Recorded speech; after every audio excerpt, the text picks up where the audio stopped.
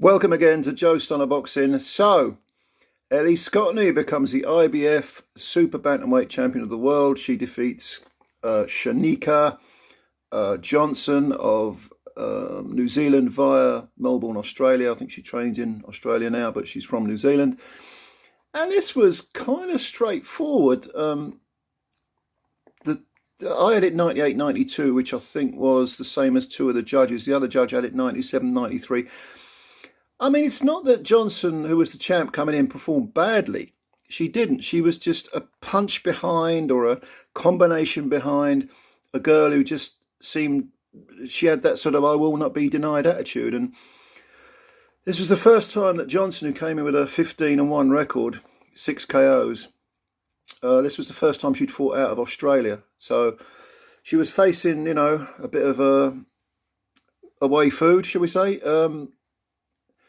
And again, I mean, she was throughout the week. She seemed very confident. She seemed like she'd come here to win. She fought like she'd come here to win, but she just didn't seem to have any answers against Scotney, who has now moved to 7 wins, no defeats, no draws. Never scored a stoppage.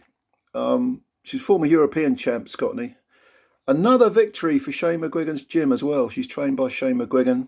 If you remember, she was taken off the Katie Taylor, Chantel Cameron card because Cameron wasn't happy with the fact that a McGuigan fighter would be on the card. That's a video for another time. But Scotney's done well. I mean, she's picked up a European title along the way. That was against Mary Romero in her previous fight. And she won one of those WBA trinkets, which I suppose got her the ranking, a world ranking, but it's not much else, is it? And yeah, she just looked the part. She looked very, very physically strong, very industrious, firing lots of punches, lots of jabs, always insisted on having the final say. And Johnson, although beforehand Johnson was saying, well, I'd like to have a scrap with her, she did seem sort of stuck between two styles, like she wasn't sure whether to box or fight. I go the first three, at least the first 3 or 4 rounds, 4 rounds to Scotney. And then Johnson started to come on a little bit, and certainly her corner, there was an air of urgency in the corner. They were saying, you've got to get a move on here. And she tried, but it just wasn't happening.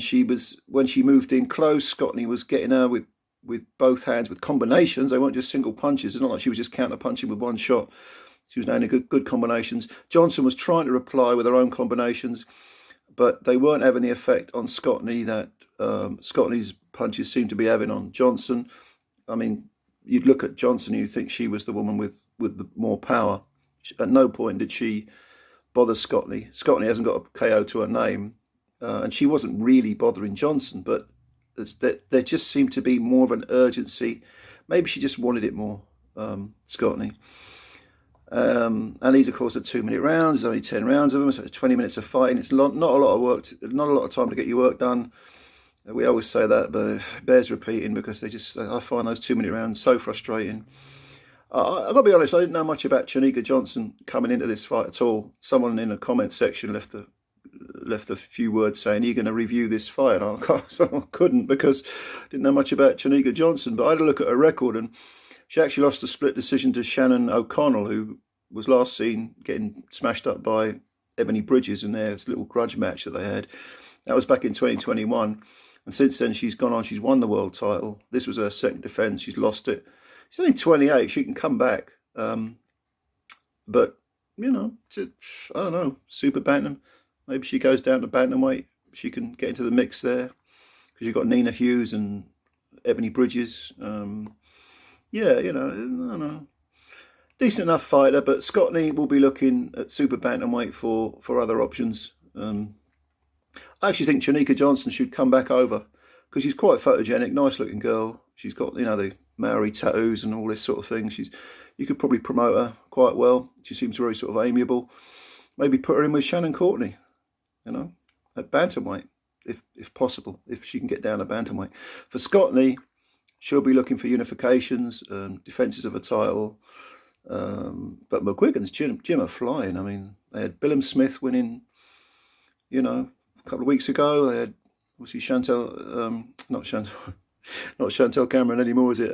They've had other fighters do really well, and Shane McGuigan, I think, is not a lot of, there aren't a lot of people who like the McGuigans, and I don't have any sort of behind the scenes information, but I do know that a lot of people don't speak highly of the McGuigans, but some people do, and maybe it's just the fact that McGuigans rock the boat a bit and they're seen as outsiders, but you can't deny that Shane McGuigan is a very, very good trainer. Ellie Scotney had a great game plan today, and fought very, very disciplined, a very structured fight, good technique, and she's now a world champ. So you can't argue with the results, really, as long as you're not cheating. If the results are fair and just, what you're supposed to say. Anyway, have a look at this. This was on DAZN. It was the undercard of the Sonny Edwards Andres Campos fight. Have a look at it. I thought it was a pretty good fight, pretty decent. One-sided, bit one-sided, but not too bad. I like good skills from Scotney. And yeah, leave your comments below. As always, subscribe to the channel, hit the subscribe button and the like button if you like the video. Let's build the channel up, get some more subscribers on board and build the channel up. And as always, thank you for your time. Bye for now.